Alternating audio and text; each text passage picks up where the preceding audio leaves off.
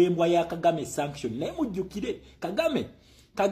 ye main branch yani ya Museveni era Museveni bino bebadde atusinikirako ebinnyo kati ye nga akimanyi nti backup egenda kuva Rwanda bamugadde Rwanda bamusirinze kakati waje agenda okujja backup kati Museveni ne Muhoozi Mbaga mufecho tusinikirako ebinnyo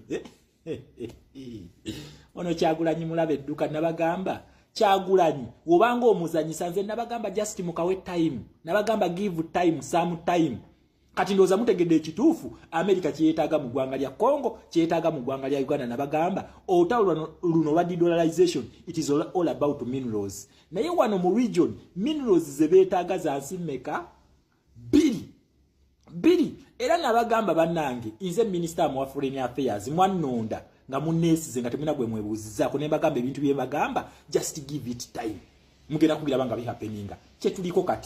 kakati ndoza kiwedde kati kino kijjewo kuba bulijjo mulina Thomas nga mugamba America simanyi mu Congo bichi nabagamba utawo lubaleta lwa minerals America ezeetaaga kati basirinze biru kuba Kagame kumujja mu Congo weba mujja mu Congo nakugambye Museveni can not survive this tasobola lwaki ne Uganda bajeetaaga number 2 Uganda is a British protectorate wadde balina kye baagala otulaga nti Bungereza yagala kwenyiga mu gundi mu transition ezigenda maaso naye nabagambye American foreign policy yamanyi nnyo kati ku yabungereza American foreign policy yamanyi nnyo ku yabungereza nti ate ne ya America yo etwaliramu ne Bungereza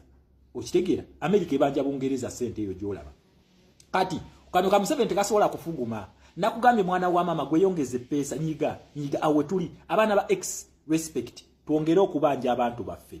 enembwa bino byebazanya politics ne jane tweetinga ono comedy gwe bagenzeemu ne step mamwe oyo wa kisiru the real revolution erikavulao ekavule pressure weri pressure ava kavule negende Congo we have Congo kakati Rwanda tumusensera Rwanda ali mu kusensera naye mujjukire niwe banaba ntino kigwerede mu East nga kigwerede mu gwanga lya Congo ate abahutu balina okudde Rwanda that is also another trouble oba problem for Kagame kubanga abatuusi balina okudde waabwe n'abatwa kugambye abatuusi bali mu organizinga badda waabwe they need their country back of which it is Kagame's nightmare naye ate Rwanda ebagisiringa ne wali ewaffe ebiba bikola nabagamba olutalo lw'e Congo lubwera waffe okitegeera ekintu ekyo senga abahutu badde Rwanda simwana gundi sibanyirumbu ya mwitani Pirato bwana Pirato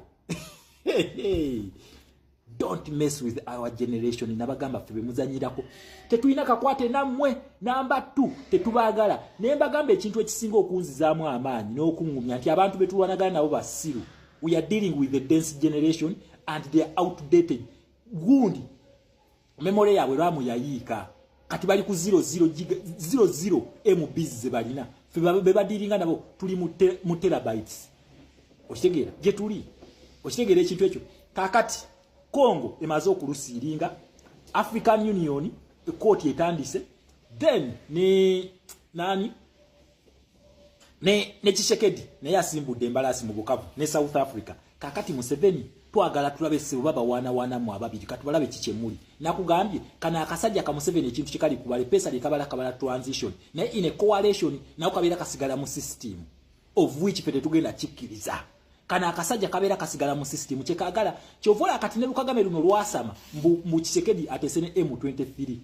of which ne Tshisekedi tagenda kukola kitasobola kubikkiriza ya mugamba ne mbera muwamba Kinshasa sisobola nga yagamba ki akimanyi omululu gwa America weguli nti Congo yinyo taasa America nga Uganda weyino kutaasa America okuona olutalo lwa dollarization nabagamba luno olutalo lutuwa victory nga lukyali eri Bungereza lutuwa victory kakati olutalo luliddawa wetwogerera ladies and gentlemen luli mu Uganda luli mu Rwanda luli mu Congo fe byaffe twabisiringa dda tuli mu domestic policy mu Uganda obulayo ekintu eki to activate human rights to activating tutya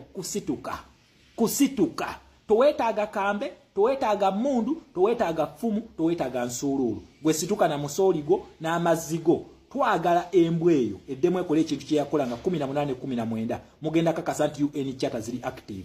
mugenda kakasa nti American foreign policy ekola mugenda kakasa ti Commonwealth charter yeyo gye bawandiise okugamba muno besije bamote okitegeera naye era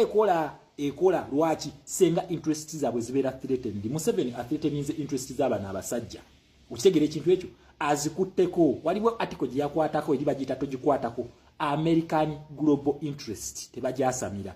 UK charter tebagimenya oba Commonwealth charter edda nabagambye mu mwaka gwa 1899 bali bagita Commonwealth charter respect my people them tusisinkane ncha yenze minister wa foreign affairs emundu zizemu kitegeeza tuddayo Congo update zona zona mugenda zifuna naye mu 7 malirize ebizibu byo byolina fe totwasa basajja mwenze embuuza mfoche okutwasamira lwaki temugenze ne malirize ebizibu byo muyina ola ze wana Uganda kamba uli ola embata zino eya Museveni ne kitabani kye balina ebizibu ebibasemberedde mfoche okugenda eri bamalirize ebizibu bali mu kusinikira fa abatayina bizibu banange fete tulina bizibu mukiddamu faba NUP tetulina bizibu ekizibu kyaffe kiri eki yemwe kubajja ku ntebe ate nga tugenda bajja kati all cost embwa zino zirina ebizibu okitegeera kakati Kisekedi yagambye tubifiirwe anti nagamba kati America kye yetaga nzize mbagamba ekintu kino naye bagamba utalo no baluyita dollarization naye gye lugwera mugenda kakasa ekitufu kakati kino kye kinyusi Kisekedi agenze mu America yagenze nakwatagana n'Amerika n'abagamba kakati bamwagala bya bugagga mujje tukube embwa okitegeera mujje tukube embwa nabagamba fe byaffe deal twagisiringa dda deal sealed twagisiringa fe tugamba sealed the deal mwagala gold ntiye kufeya deal ntiye you are going to fulfill your interest when we have freedom ntiwe kiri tutwala percentage ya fene tugasanga fe banansi ntiye wekiri muvudde mikono gya Museveni yo nabadde omubbi ntiye ntuga Donald Trump bikole natandika okubembwa kati n'abasirimu ba MC Cats tebalina ddagali ya sirimu kakati Kisekedi naye move gyakoze nabagamba otawuno baluyita dollarization era gye lunagwera wali wagenda ofiirwa wali watu erijjako naye agenda kufiirwa okitegeera kakati ne Kisekedi agambye it is all or nothing kakati Museveni ne Kagame katubifiirwe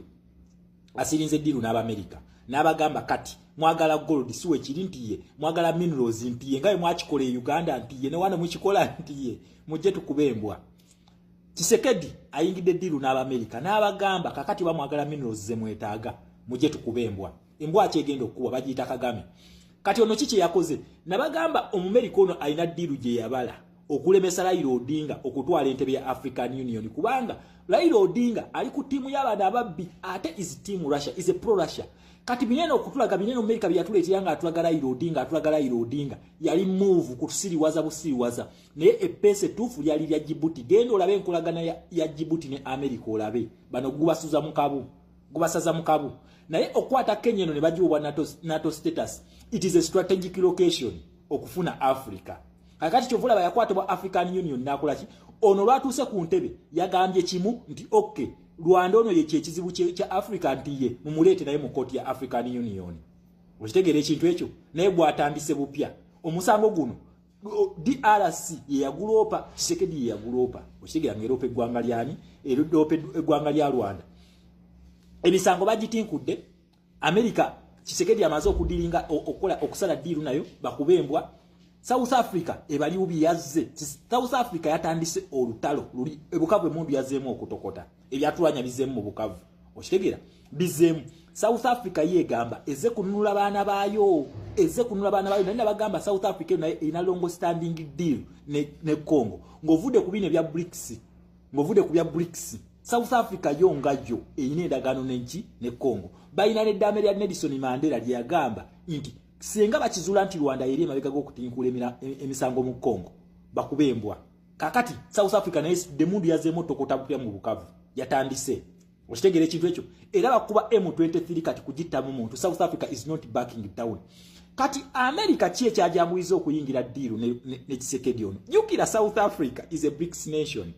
okitegeera South Africa is a BRICS nation singa South Africa gundi ya movie ya yatandise okola okulumba M23 bubinyo ne gwanga lya Chad kwa bali babiri kati abatawuse South Africa ne Chad bakubemba okuzimala mu bukavu okitegeera tebana lumba city tebana tukayo mu city naye obutundu obwetolodde bukavu okujja no obubadde wansi wa M23 batandise bukba M23 ebitundu ebimu edduka na buddusi kye kiriwo